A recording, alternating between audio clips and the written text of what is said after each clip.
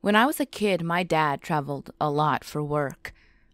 Back then, his company was growing exponentially, and my father was sent to oversee the opening of new stores all across the country. In 2002, he had a particularly busy year.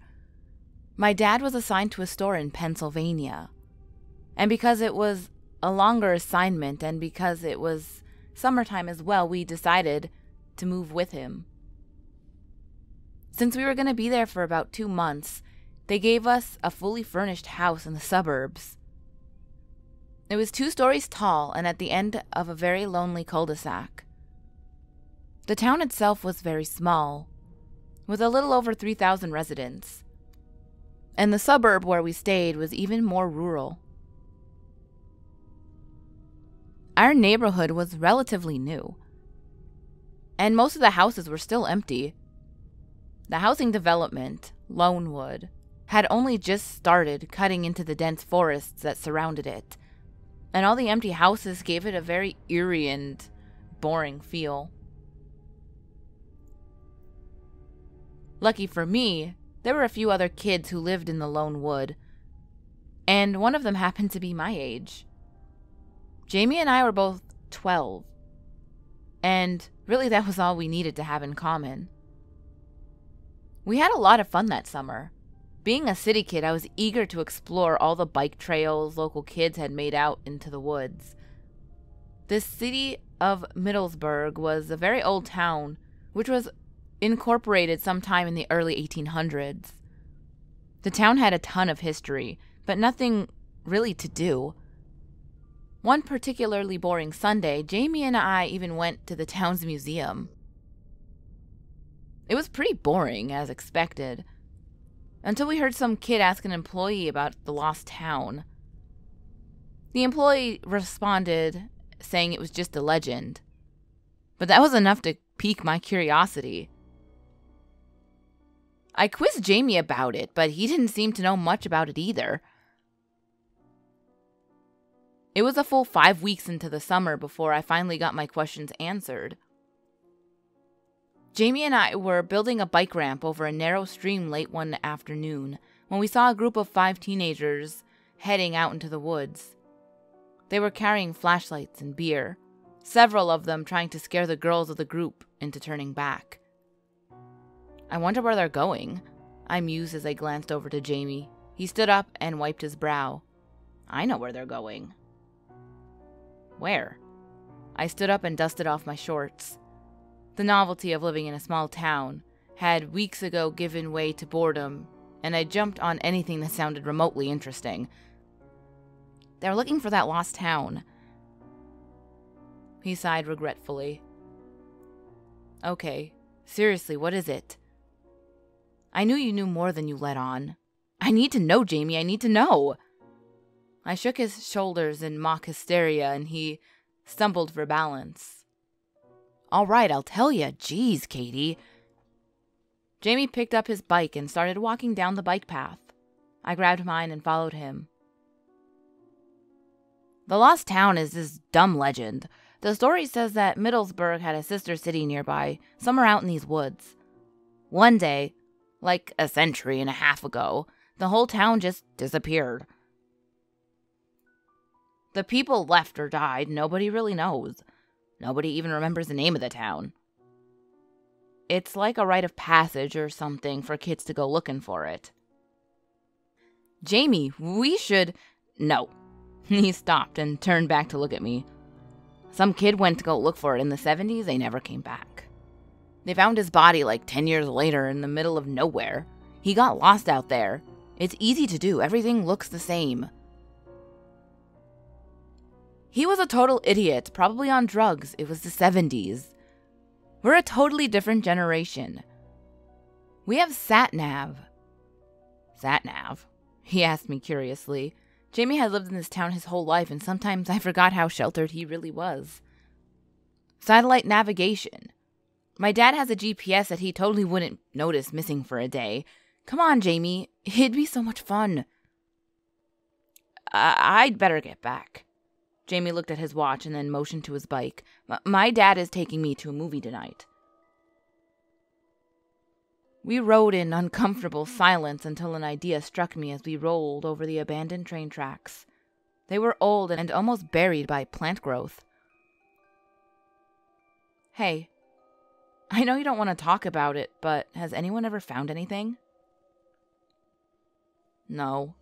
Well, my friend's older brother said he found some human bones out there once, but nobody believed him. Oh, and where do people look?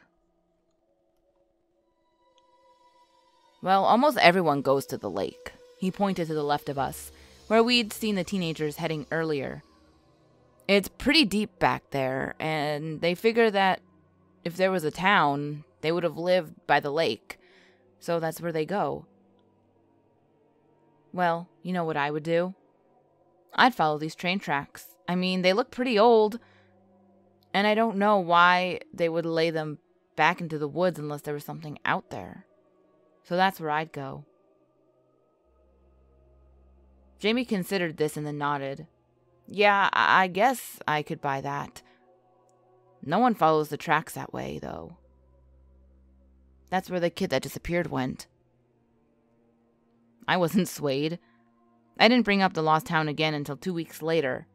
It was the weekend before we were moving home, and my parents had a barbecue for the employees of Dad's new store, and some of our neighbors. Jamie and I hung out inside the house and played my N64, while we flirted pretty outrageously. There had been an unspoken sort of mutual attraction throughout the summer that no one had the guts to act on. Since I was moving home in 5 days, there really wasn't anything left to lose. Although his intentions were probably pure and genuine, I'm embarrassed to say that mine were not. I thought that if I can make him want to impress me, he would agree to go looking for that lost town. The legend had thoroughly consumed me. I had been to the local library every morning for the past week, looking for more information about this town, but found nothing. But legends don't just come from nowhere. I was sure of it. I knew that if we didn't leave by 2 p.m., we wouldn't have enough daylight to carry out my plan. I already had a backpack packed with water, a flashlight, a camera, and a can of red spray paint. I figured if we left the tracks, we would need a way to find our way back to them. I thought I was so clever.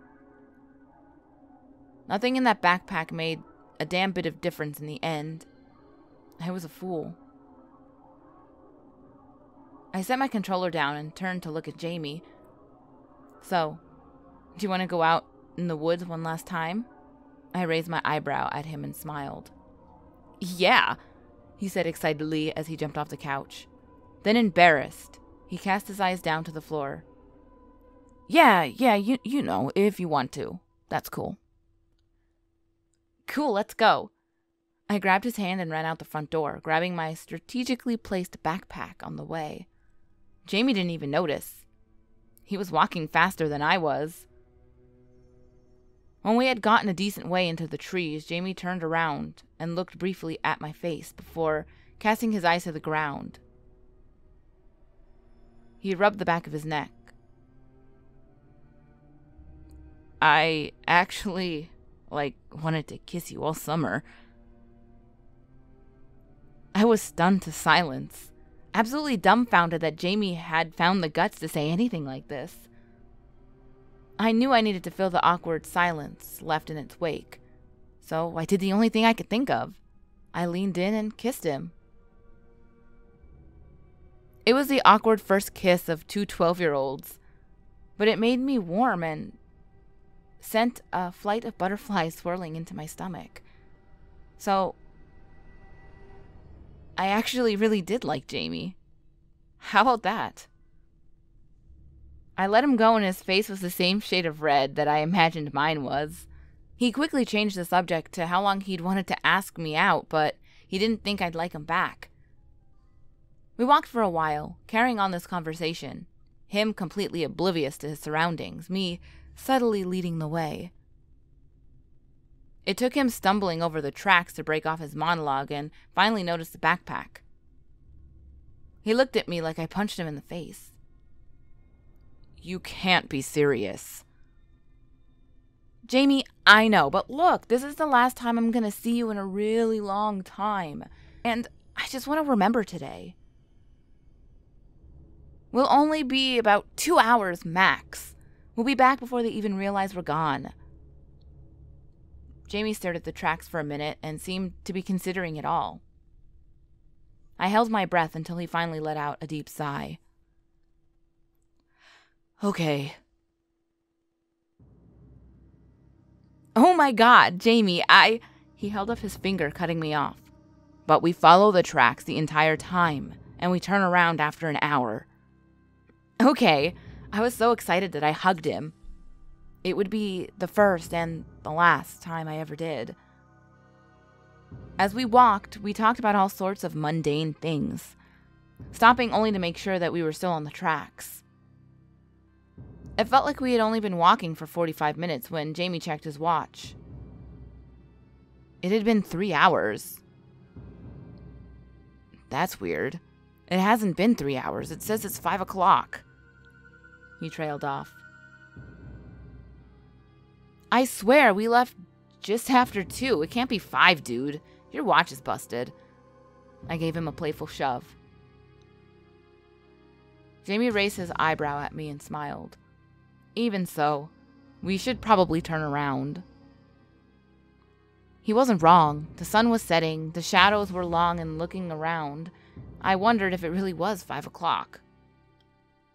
But I wasn't ready to give up just yet. As we were walking, I noticed something taking shape off of our right. A large mass, maybe a quarter mile away. It was denser in that area around it and seemed to have clean, man-made lines. Jamie, look. He turned. Yeah, I was hoping you hadn't noticed. It's a long way off, though. We would never find the tracks again. Yeah, we would. Check it out, I said triumphantly as I pulled the spray paint out of my backpack. It's for the trees. He took the can and shook it, and then made an experimental X on a nearby tree. Okay, but I get to do the spraying. I didn't argue. The closer we got to that mass, the more it took shape. First, we could tell it was a building. Then we can tell it was a church. By the time we got to the front door, we were looking at a very old and dilapidated chapel. Remembering my camera, I took a picture of the wooden plaqued-over door. Whatever had been written on it long ago has been worn away. We walked around the church in awe. The building was so small, maybe 500 square feet. The windows were surprisingly all intact, but were so caked with dirt and grime that we couldn't see anything inside. How do we get in? I asked quietly. I don't know, but we're gonna figure it out. Wait until my brother hears about this. I mean, holy shit, look at this place, he said. His excitement was contagious. The front door had a pull handle, but try as we might, we couldn't seem to open the door. Do you think it's locked? I asked as I watched Jamie struggle with it. Yeah, maybe. I mean, it must be. There was a door around back, though. The door at the back was a lot more sympathetic and let us in with relative ease. We were standing in a small room with an old wooden desk attached to a wall. There was a small fireplace and old portraits hung up around the tiny office. The people in the pictures were standing in front of the same maroon background, and were looking down at us disapprovingly. Books were scattered everywhere, most in a language I had never even seen before. The floor covered in dirt, and a pair of old shoes were laying haphazardly in one corner. Whoa, I said in awe. Yeah, whoa. I looked over at Jamie, who had a huge smile on his face. He was holding up a cross and a piece of paper. What is it? I walked over to see. It's a list of names. There's like 60 people on this list. Maybe a town census? Let me see. I pulled my flashlight out of my backpack and shined it on the parchment. Deepwood. Do you think that's the name of the town? All these names are crossed out, all except one. I pointed to a name at the very bottom. Maybe it was the plague. You think it's a list of the dead? Jamie shrugged. Maybe. Makes as much sense as anything else. I walked over to the desk and leaned against it. Why do you think they left? I mean, look, there's a jacket or something on this chair and shoes over there. The town pastor or whatever, he just took off and left everything like this? Or died, Jamie said as he folded the paper and put it in the backpack. Yeah. Died. Either way, it must have been creepy as hell to be alone in here. I stared at one of the portraits for several long seconds. The young woman painted there seemed to be staring down at me with very accusatory looks. It made me incredibly uncomfortable.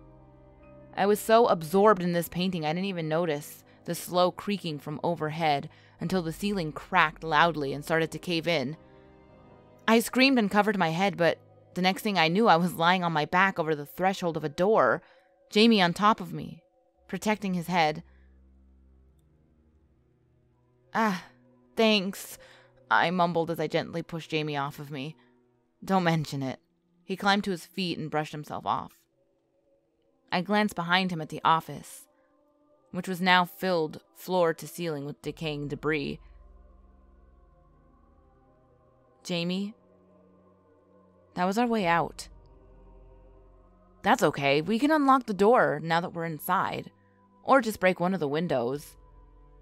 If the back office was unsettling, the chapel was downright disturbing. Even though the grimy windows allowed very little sunlight in, I could make out 8 rows of pews, lining a narrow aisle, and a tall podium at the front of the chapel. Jamie and I stumbled around the small, breaking windows on either side with pieces of wood that we had found. The sun was still setting, and I wondered how much of a difference the muted light would make. When I broke the last window on my side, I turned around to survey the chapel, disappointed that the light wasn't much better. The room itself seemed to repel light. The wooden pews were completely rotted. In fact, the wood that we used to break the windows of the church were legs from the front row. The narrow aisle is between the rows of pews littered with leaves and rotting wood. But that was nothing. Nothing compared to what sat up on the altar.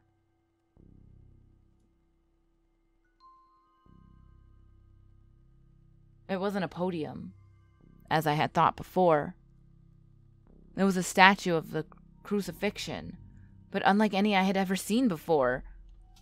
The paint had been completely worn away on every part of the statue, except for the blood of the crucifixion wounds, which stood bright and realistic, and seemed to be oozing out before our eyes.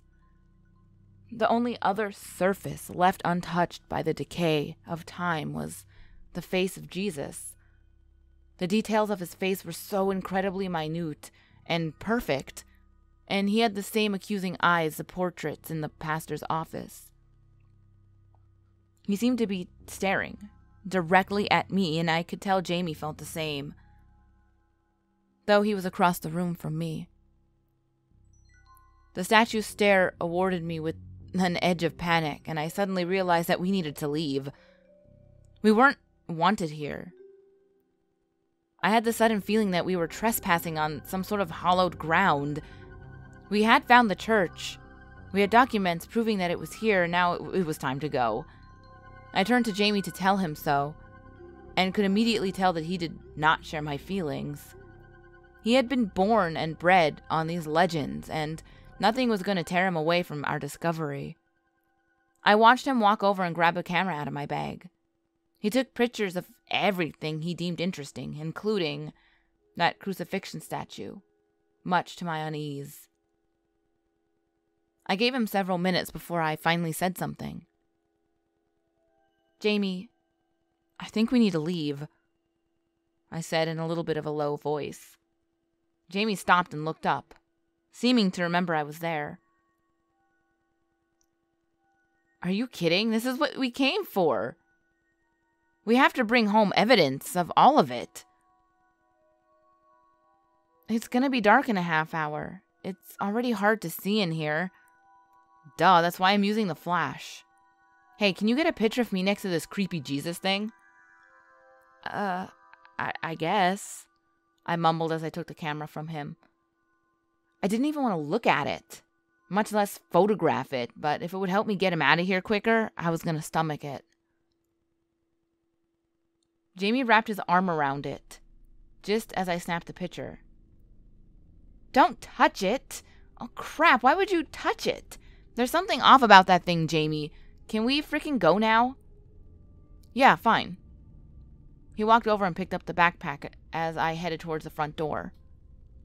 I noticed that there was no lock on it. I pushed against the door as hard as I could. It didn't budge. My heart sank. There wasn't even a handle or a knob. It was just a solid piece of wood with strange markings on it. Symbols I'd never seen before. Jamie, the door's stuck, I said, and I turned around to see him testing a piece of the floor with his foot. What are you doing? I asked, hearing the edge of panic in my own voice. He was still at the front of the chapel. A foot away from that Jesus statue, hopping back and forth from one part of the floor to another. The statue's eyes seemed only to be on him now. There's something under here, see? I heard the floorboards creak under his left foot as he put weight on it. Jamie, don't. No, it's like under the dirt right here. The floor's hollow. He kneeled down and started digging through the thin layer of dirt. It's a trapdoor or something. And it was indeed a trapdoor. By the time I had walked the length of the pews, Jamie had already had the edges dug halfway out. Let's just leave it, and your brother and his crazy friends can come back and see what it is. Please, Jamie, I just want to go. There was something wrong with this place, terribly wrong, and the thought of spending one more minute in here put me on the edge of having a panic attack, something I hadn't experienced in over a year. I sat down against the front pew and put my head down. I heard roaring in my ears, and my breathing grew labored. I had to leave here, even without Jamie. I rocked back and forth for a few minutes as I tried to calm myself down. I would climb out a window and run, in any direction. It didn't even matter. There's something under here. Under the church. Jamie's voice sounded a million miles away. By the time I pulled myself together enough to lift my head, Jamie was knelt next to me, stroking my hair.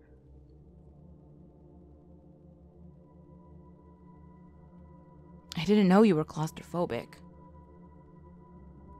At least, that's what I think Jamie said. I better remember the horror I felt as I stared at that hole in the floor. Jamie had opened the trap door. 2 minutes, Jamie said as he stood up.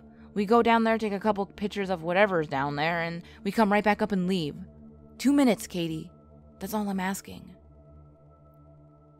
I wanted to say no. I intended to, but I felt myself slowly nodding as Jamie pulled me to my feet. To this day, I don't know why I agreed, but I suppose it's better than what happened down there didn't happen to Jamie alone. We're gonna come back with the story of a lifetime. What if there's gold down there, or valuable paintings, or gold, or something? We could be rich. So rich that your family would stay here. You could buy the house you're living in and come to school with me in September. I managed a small smile. Of all the things someone can think of to buy with wealth, Jamie's first thought was to keep me here with him. And he was right. There could be anything down there, and almost all old stuff was valuable. I took a deep breath. Okay, 2 minutes, I agreed. As we leaned over the trapdoor and peered down, the first thing we noticed was an intense heat coming upwards from the hole. The second was a strangely out-of-place spiral staircase leading into the depths below. Jamie rolled the flashlight over to me with his foot, and I picked it up as he pulled his lighter out of his pocket. Ladies first, he smirked at me. I stared at him, slack-jawed. No way you found this door. You go first. Between the black staircase and the heat, I feel like we're descending directly into hell. I am not going first. I crossed my arms and glared at him to reinforce my point. Jamie simply shrugged and stepped into the staircase. I took several deep breaths as I watched his head disappear into the darkness below. I almost didn't follow him. I was still deciding when he yelled for me to shine the flashlight down the stairs so he could see. I started down the stairs after him. They went down much further than I had thought, and it had become warmer and warmer the farther down we went. Eventually, we reached the bottom. I was holding back what threatened to be another massive anxiety attack. We were farther beneath the church than I thought we'd be, and it was so hot and muggy, it was difficult to breathe. Hoping to get this over with as fast as possible, I swung the flashlight around the chamber, hoping to reveal its hidden treasures. What I saw there, I can never describe, though I've tried many, many times. The room was entirely empty, save for two things. One was a desk in the corner, much like the one in the pastor's office, and the second was another statue. This one was roughly 12 feet tall, and remains to this day the most terrifying thing I've ever seen. To put it mildly, it was some sort of demon. It towered over us, and as such as I could only see the bottom of its jaw from where it was. It was looking directly ahead of it, at the staircase where we had just descended. Its tail was long and swept around the entire room. There wasn't even a lot of room to move. It had claws, like a modern depiction of a demon, and as I moved around the chamber to view its profile, I noticed that it had horns as well. Neither Jamie nor I spoke as we shuffled around the room, our backs to the wall as far away from the demon as physically possible. I stepped very carefully over that tail as I made my way to its back and came around the other side of the statue. I couldn't take my eyes from it. I couldn't trust it. If the upstairs statue seemed to bleed, what would this one do? As I eyed the talons on the gigantic stone feet, Jamie broke the silence. Can you even believe this shit? His voice was coming from the other side of the room. I searched the darkness for the weak glow of his lighter, and was relieved to see it moving towards me. I turned my flashlight upward to shine it on the side of the demon's head. The horns were at least a foot tall. As I brought it down to see where Jamie was, I hit my arm on something hard. Ow, my head! Jamie squeaked as the flashlight fell to the ground and rolled under the desk. God damn it, Jamie! I whispered in a panic. I dropped to my knees and felt around under the desk. It's not my fault you cracked me on the head. I stood back up with the flashlight to see Jamie trying to relight his lighter. But that's not what stopped me dead. I will forever be frozen in that moment. I don't know why, but I couldn't speak, couldn't scream, couldn't move. All I could feel was my own in turn descent into madness. As I had moved the beam of light from Jamie's face, I saw another face right next to his. The demon's. The statue was bent down and turned to the side, its head a mere inches away from Jamie's, and it was just staring at me. I cannot describe its face, and I'm not sure my mind will ever let me remember it in detail. It shook me to my literal core. My body was having a dark, violent, and visceral reaction to this impossibility. Jamie finally noticed the flashlight shaking in my hand and turned to see what I was looking at.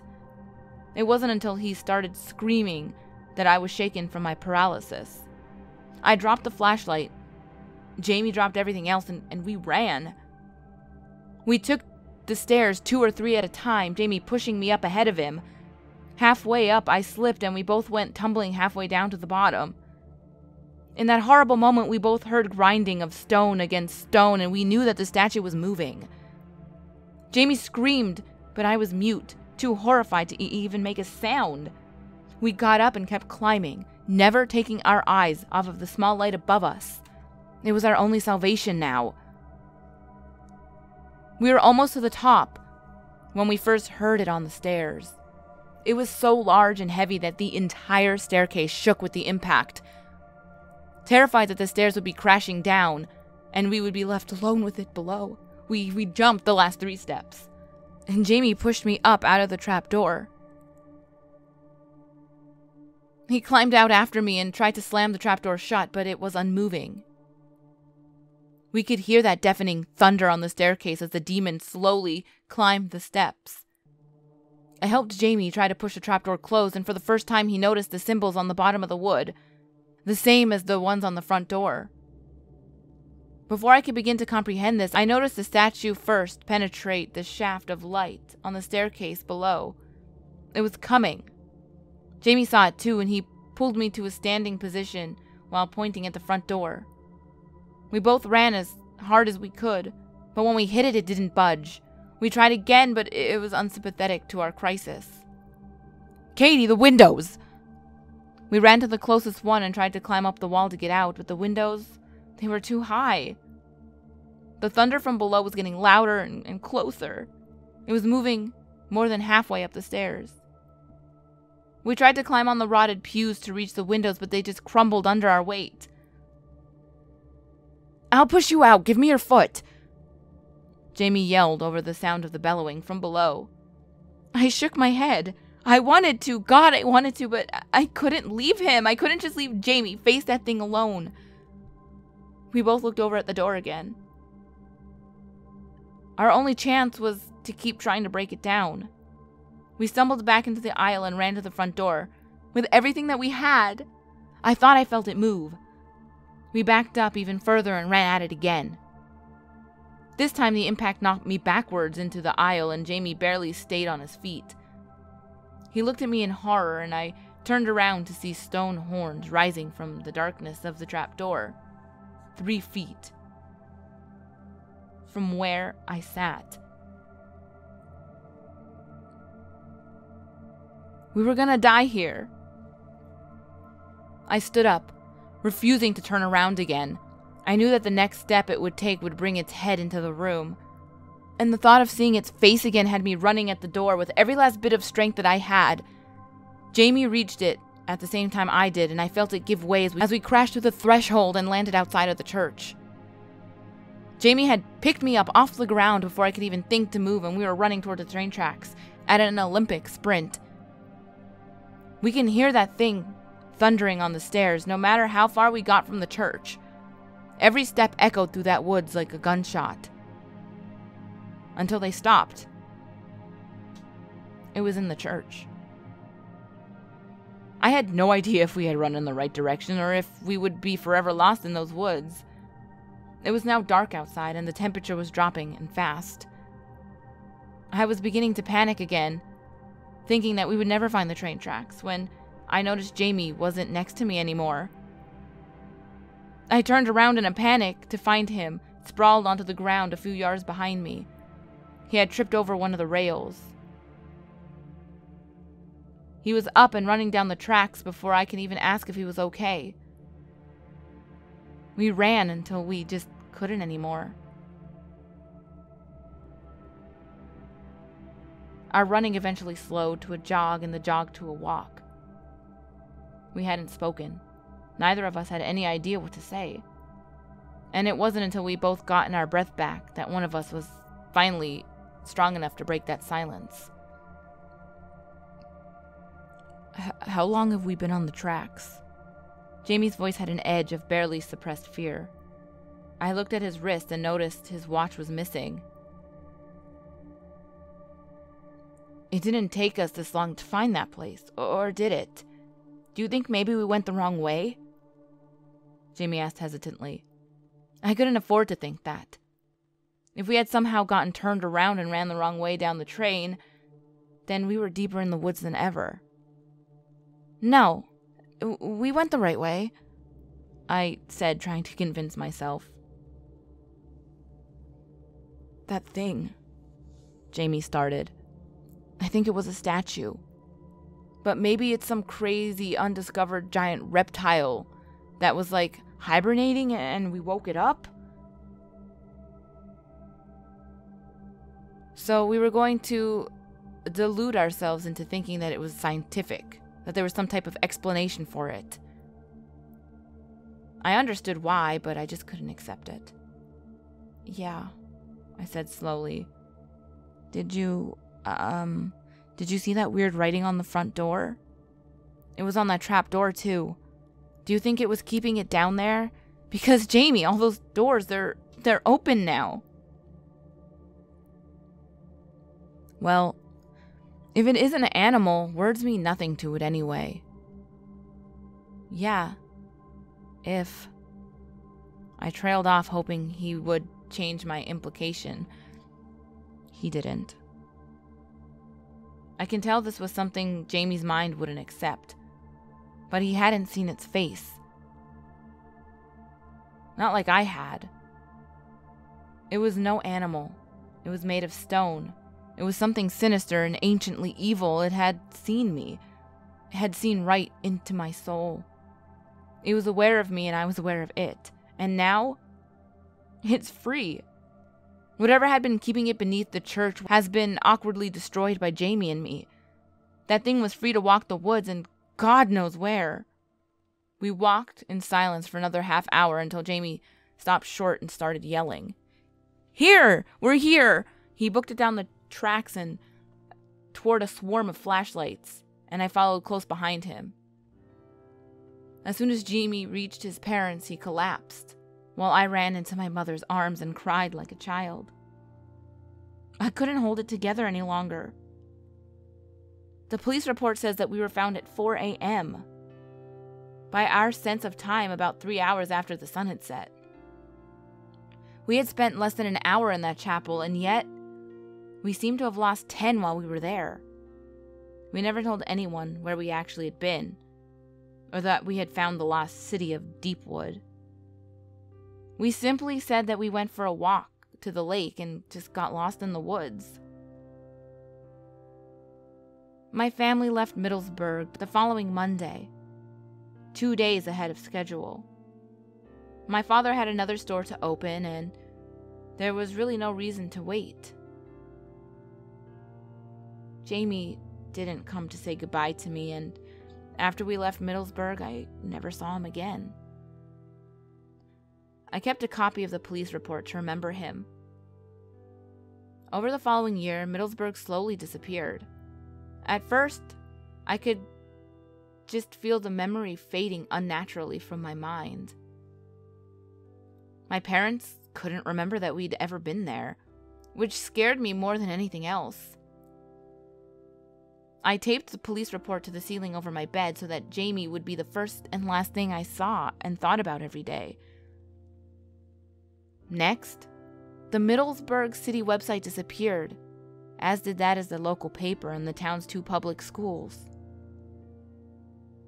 The store my dad had opened in 2002 also disappeared from the company's website.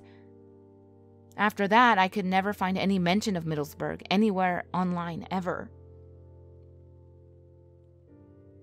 Over the years, I searched public record for Jamie's full name and found nothing. I hired someone illegally to search private records, and he came up empty too. In the end, the only proof that Jamie ever existed at all was that police report that had his name on it. And then there was nothing left. One day, the paper I had taped to my ceiling for so many years was blank. I remember what it was and what it looked like before, but now it's just an old withered piece of blank paper. All that remains of Middlesbrough and the people who live there are my memories. And this is why I'm writing this story down and uploading it to the internet. Once it's on the internet, it can never die, right? Or perhaps one day it'll just disappear and you won't remember ever seeing it. And I won't remember ever writing it. And I can only hope that this ended with Middlesbrough. If it's moved on to other towns, who would know? Who would even remember? I wish I had answers, but all I have is questions.